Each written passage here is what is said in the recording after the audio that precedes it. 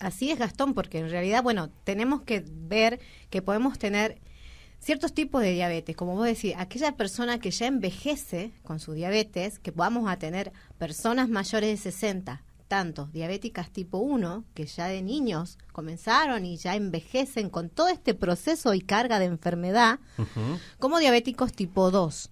O tenemos también la otra presentación que en mayores de 60, 65 años recién van a debutar, van a presentarse como diabéticos. Entonces esto es muy importante porque también es importante el dato decir que de la población adulta mayor, el 25% de mayores de 65 años son diabéticos y muchos no los conocen, ¿sí? Desconocen su situación. Mientras más edad tengo, más prevalencia, más riesgo voy a tener. Más de 75 años, 33% las mujeres, por ejemplo, tienen diabetes. Y también acá es importante tomar un punto que por ahí la disglucemia, esto que le hablamos como una prediabetes, el 50% de personas mayores de 60 años tiene una glucemia en ayuno alterada. ¿Qué significa esto? O sea, ¿qué es la glucemia? ¿Qué es el azúcar que nos controlan en los análisis de laboratorio? Muchas veces nos ha pasado, tanto los mismos familiares, las mismas personas adultas mayores y los mismos colegas, que por tener un azúcar, una glucemia, que le llamamos correctamente, de, por ejemplo, 112, 116, dicen, bueno, es por la edad, ya tiene 80 y bueno, es normal para la edad, y no es así. Entonces ahí estamos no detectando oportunamente.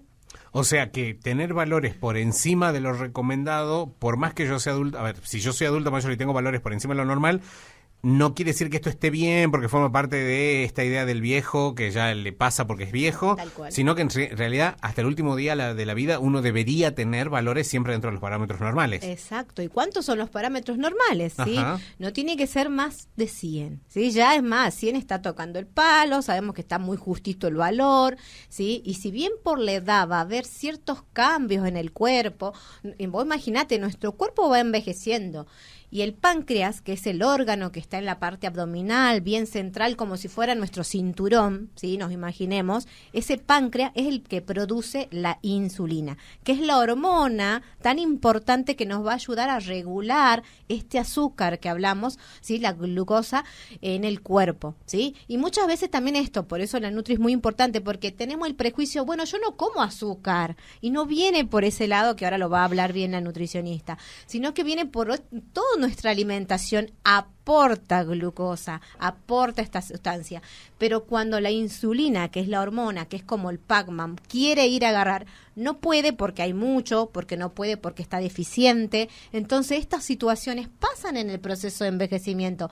Nuestra célula del páncreas, ¿sí?, se envejeció, entonces la respuesta, hay mayor resistencia a este trabajo de la insulina, ¿sí?, propia de la edad. Por eso no debemos dejar de pasar estos datos inadvertidos o diciendo que es propio de la edad. Perfecto. O sea que acá acabamos de romper la idea de que, y bueno, ya tenés 70 años, ¿cómo no vas a tener diabetes? Si es propio de los viejos. No, exacto. Volvemos a decirlo. Ser una persona mayor de 65 años no implica estar enfermo, con fractura de cadera, con internación domiciliaria, con reemplazo de rodilla, nada.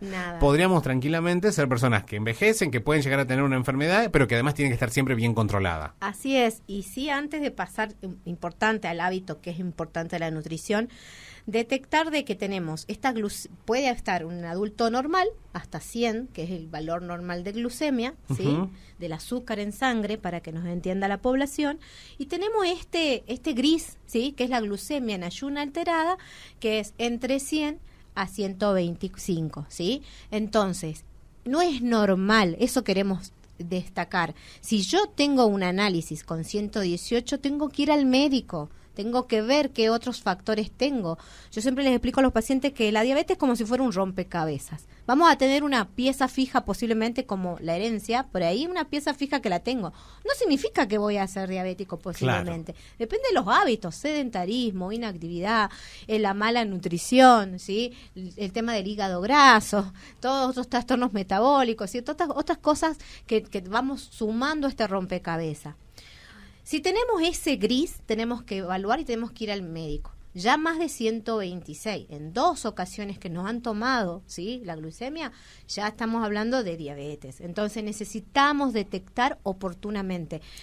Uno dice, bueno, pero va a tener 80, ¿qué le puede pasar? Lo ideal es que no le pase nada y que detectemos las complicaciones de esta enfermedad, que son muchas y graves, a tiempo. Claro, tal cual. Entonces, para cerrar esta etapa, la prueba de glucemia, ¿tiene que ser una de glucemia en ayunas como para empezar a hacer el diagnóstico? Esa es la glucemia en ayunas, ¿sí? Sí. Prueba, para que no nos confundamos, se llama la prueba de tolerancia oral a la glucosa, que es cuando yo ya tengo alterado, voy al médico y dice, mira, me dio 112. Claro. Hoy en día la gente se googlea, que por ahí no está bueno porque hay mucha Sí, no, y confunde, además uno no tiene formación en esto. Pero está bueno por ahí ver si el laboratorio dice, mira, era hasta 100, ¿sí? Y me dio 112, voy a ir al médico, tengo que ir, tiene Claro. que ir sí o sí. Voy al siempre. control con este papel. Y el médico, lo más seguro, va a pedir una curva. ¿Qué hace la curva? Esta curva de tolerancia a la glucosa se llama, es como que nos hacen tomar 75 gramos de glucosa. ¿Para qué? Para incentivar a este páncreas a la respuesta. Eso se evalúa a las 2 horas. Y ese resultado me hace diagnóstico de diabetes. Perfecto. ¿Sí? Más de 200 es diagnóstico de diabetes.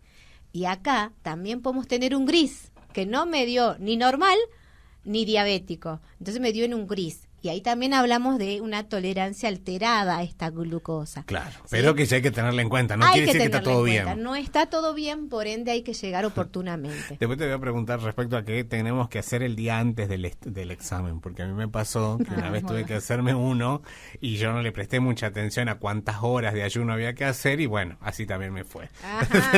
Sí, ahora por suerte está estandarizada la prueba, porque Sí. antes Claro. decían, bueno, anda a desayunar unas medialunas con café, le decían al paciente, y no es así. Y no, tal las cual. curvas no. Bueno, y a vos te quiero preguntar una vez, porque esto también, esta situación de no le presto atención al resultado, o si el médico incluso te dice, mira, acá tenés unos valores que habría que revisar, y uno dice, no, yo no tengo diabetes porque yo no como mucho dulce, por ejemplo. Sí. Es muy habitual esta frase, porque la gente piensa que el azúcar refinada que uno le pone al café o a una preparación X es lo que produce la diabetes. ¿Pero es así? No. La diabetes no se produce en realidad por comer dulces, ¿sí? El mecanismo es muchísimo más complejo. Pero sí déjame que recalque una cuestión, ¿no? Recuerden que pueden no dar síntomas, lo más probable es que no dé síntomas, Sí. y a veces los pacientes vienen con años de tener esta glucosa alterada, como explicó la doctora, y no saberlo, ¿sí? Entonces, ¿por qué cuando se detecta una mayor a 100 es importante la consulta a tiempo? Porque es un escalón donde podemos hacer muchísimo por prevenir. Es importante esta parte, ese escaloncito es donde se vio, ¿por qué ese número? ¿Quién eligió ese número? Decir, bueno, hasta acá el límite donde va a ser normal, porque en los estudios se vio que mayor ese número había mayor riesgo de enfermedades cardiovasculares. Y si además le agregamos que una persona adulta mayor tiene sus arterias ya por el paso del tiempo con otros daños y bueno, y la inactividad física y todo lo que conlleva un envejecimiento, con mucha más razón, una pequeña alteración tiene que ser tomada. Bien, volviendo entonces al tema, no porque consuma azúcar le va a dar diabetes, ¿sí? No es ese el mecanismo por el cual comienza la enfermedad. Hay una parte que es genética y tenemos factores de riesgo que llamamos, ¿sí? Hay muchos, entre esos, bueno, está la cuestión de lo que hablamos, la herencia, si tenemos una hermana, un papá, mamá, esa es una gran posibilidad, pero sobre todo los hábitos que tengamos, ¿sí? El sobrepeso es el hábito que más importancia tiene en esta cuestión. El sobrepeso. El sobrepeso, ¿sí? 70% de la población argentina tiene sobrepeso hoy en día. O sea que, por lo tanto, tenemos probabilidad que un 70% de la población podría tranquilamente evolucionar tal cual. a una diabetes Sí. tipo 2. Sí. Grave. Sí. Muy grave. Y sobre todo en población pediátrica, que a mí me tiene muy preocupado eso, porque una cosa es ser el adulto que llega a los 50 años, supongamos, ¿no? A un diagnóstico de diabetes, quiere decir que a los 40 ya tranquilamente capaz que la cosa empezó a andar mal, pero es una persona que ya vivió 40 años, que su organismo pasó 40 años medianamente en buen estado de salud, y acá ahora ya hablamos de un futuro bastante preocupante porque estamos hablando de chicos que a los 2 años ya tienen hígado graso, y inicios de hipertensión y además ya diabetes, o sea... Sí. No es alentador el futuro de esa criatura, pensando que tiene hoy 2 años y que recién está caminando, pero ya vive con 3 enfermedades crónicas no transmisibles. No, es impresionante, es impresionante. Sobre todo, yo ahora que voy a las escuelas a hacer estas evaluaciones, trabajando mucho en lo que es entornos saludables, yo me acuerdo de cuando yo iba al colegio, de 10 amiguitos que teníamos, 1 tenía sobrepeso. Ahora ves si 6 de 10 tienen, o sea... Y además lo que bien decís, si bien vos decís, bueno, esa persona adulta ya vivió un tiempo, pero esa genética se transmite a sus hijos. Claro. Y esos hijos después, y entonces es imparable esto, porque se va a seguir transmitiendo. Una bola de nieve. Claro. Entonces eso, la epigenética también tiene una importancia enorme en esta cuestión. Se habla también del entorno, ¿no? Obesogénico, esto de la importancia. Uno dice, bueno, lo mismo que con las embarazadas, ¿sí? Las diabéticas que se embarazan o las personas que se hacen diabetes gestacional.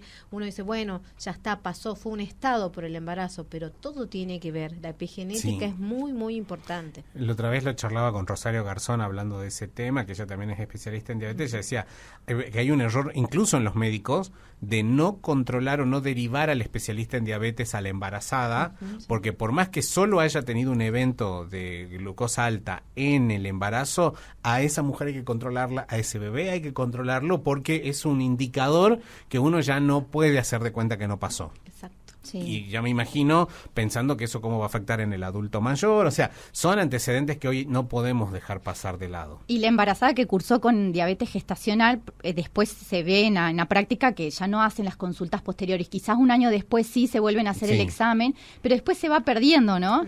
Y esa es un paciente que podemos perder en el tiempo porque las estadísticas hablan que casi hasta un 25% de las que cursaron con una diabetes gestacional terminan quedando con diabetes o haciendo después, entre 5 años después, una diabetes también. Entonces, es enorme.